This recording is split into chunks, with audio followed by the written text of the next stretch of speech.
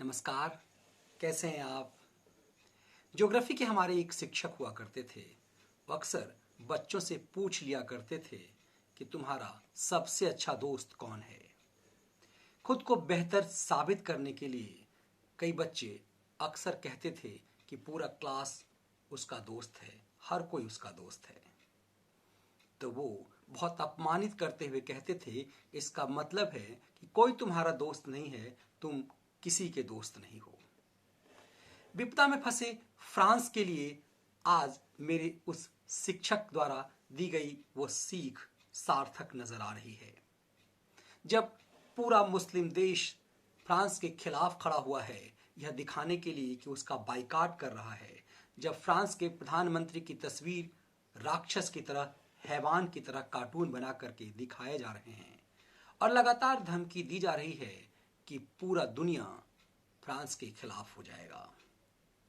खुल करके कुछ मुस्लिम देश, कतर, ईरान, पाकिस्तान, तुर्की सबसे मुखर होकर के कई देश सामने आए, लेकिन उसके कई साथी देशों ने चुप्पी लगा ली। अमेरिका में चुनाव है तो चुप्पी अमेरिका की है। पूरा यूरोप कोरोना से प्रभावित है तो लगभग पूरे यूरोप की चुप्पी है। तो यूरो वाला वो देश, हर कोई भी फ्रांस का नजर नहीं आ रहा था। ऐसे समय में एकाएक वो देश जिसने हमेशा से खुद के स्वभाव को गुटनिरपेक्ष रखा, उस देश ने फ्रांस के कंधे पर हाथ रख के कहा कि दोस्त मैं हूं ना। और फ्रांस एकदम से भावहील हो गया और उसने भारत को एहसास दिलाया, कहा कि हम यह एहसान कभी नहीं भूलेंगे। उसने भारत के विदेश मंत्रालय को ट्वीट करके कहा कि आतंकवाद की लड़ाई में भारत और फ्रांस साथ है। विपदा की इस बेला में दुनिया का सबसे बड़ा लोकतंत्र भारत ही सिर्फ फ्रांस के साथ खड़ा हुआ। ऐसी कौन सी विपदा थी? विपदा ये थी कि पूरे मुस्लिम कंट्री ने ये संदेश दिया और कई देशों ने फ्रांस की बनी हुई चीजों को लेने से मना कर दिया, व्यापारिक संबंध खत्म करने की कोशिश की। क्या इसमें कितनी सच्चाई है, कितना सच, कितना झूठ, ये अलग सी बात है। फ्रांस सबसे बड़ा आयातक है एयरबस का। वो शराब का उत्पादन करता है, ऑटोमोबाइल में उसकी जबरदस्त पकड़ है। शराब आमतौर पर मुस्लिम देशों में उसकी बिक्री कम है। एयरबस वो बनाते नहीं हैं, तो कितना व्यापार से फ्रांस को हित कर पाएंगे, ये अलग बात है। लेकिन मुस्लिम कंट्री के बीच हाल के वर्षों में जो आपसी प्रतिद्वंदिता है, उसमें कई बार ऐसा लगता है कि तुर्की और फ्रांस के बीच आपसी लड़ाई है। तुर्की अरब की जगह लेना चाहता है, कई चीज़ों में वो विकसित देश की तरह वो चाहता है कि हथियार मुस्लिम कंट्री उससे ले।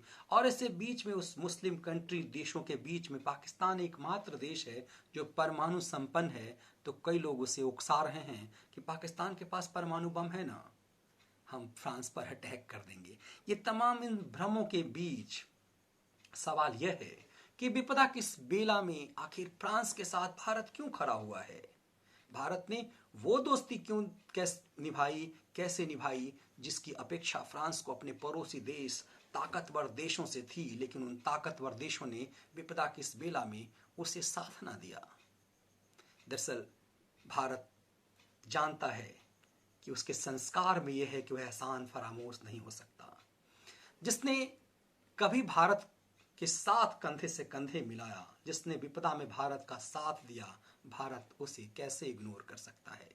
दरअसल बात सन 1998 की है। अटल बिहारी वाजपेयी भारत के प्रधानमंत्री हुआ करते थे और भारत ने परमाणु परीक्षण किया था। पूरी दुनिया भारत के खिलाफ हो गई थी।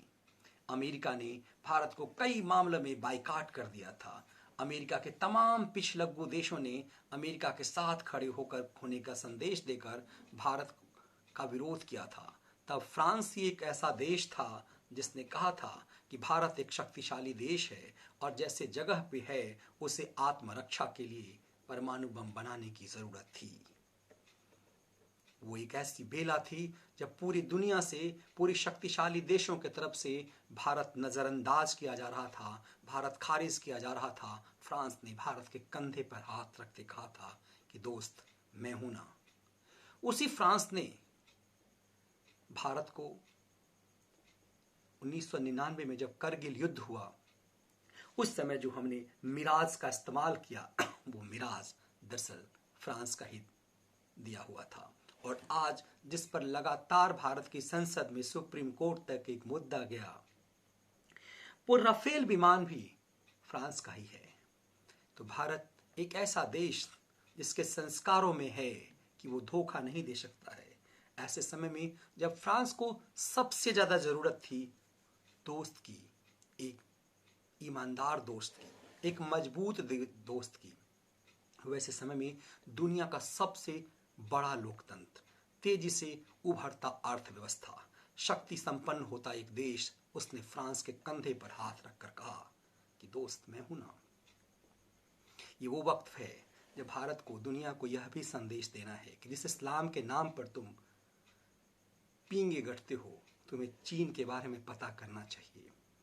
ये उम्मीद की जानी चाहिए कि भारत और फ्रांस मिलकर के चीन के उस वीगर मुसलमानों के सच को दुनिया के सामने रखेगा, तुर्की के उस ढोंग को रखेगा कि जो इस्लाम के नाम पर पूरी दुनिया को एकजुट तो करता है, लेकिन उसी तुर्की के बगल में तुर्किस्तान जिसे हम कहते हैं, जो चीन का एक हिस्सा है, जहाँ वीगर मुसलमान रहते हैं, वहाँ दाढ़ी रखने का अधिकार मुसलमानों को नहीं है, वहाँ कुरान पढ़ने का अधिकार नहीं है, वहाँ महिलाओं को बुर्का पहनने का अधिकार नहीं है, नमाज पढ़ने का अधिकार नहीं है। आखिर उसका विरोध तुर्की करने की हैसियत क्यों नहीं रखता? उम्मीद है कि फ्रांस और भारत इन मुद्दों को उठाएगा। लेकिन इन सब के बीच महत्वपूर्ण यह है कि विपदा की बेला में भारत ने दुनिया को यह संदेश दिया है फ्रांस के मार्फत से कि भारत एक ऐसा देश है जो रिश्तों की अहमियत को जानता है, जो जानता है कि दोस्त वही है जो विपदा में साथ दे। आज फ्रांस और भारत ने, फ्रांस को के कंधे पर हाथ रखकर भारत ने जो ये कहा है कि दोस्त मैं हूं ना, उससे भारत के चरित्र को दिखाया है दुनिया के सामने।